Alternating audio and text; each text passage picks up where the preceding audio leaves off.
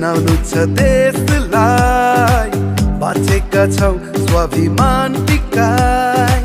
खेलेर चिनाउनु छ देशलाई, बाँचेका छौ स्वाभिमान टिकाइ। चाहना थिए अधुरा, गर्नु छ अब पुरा, वीरताको गाथा कोर्ने नेपालका हौ छोरा।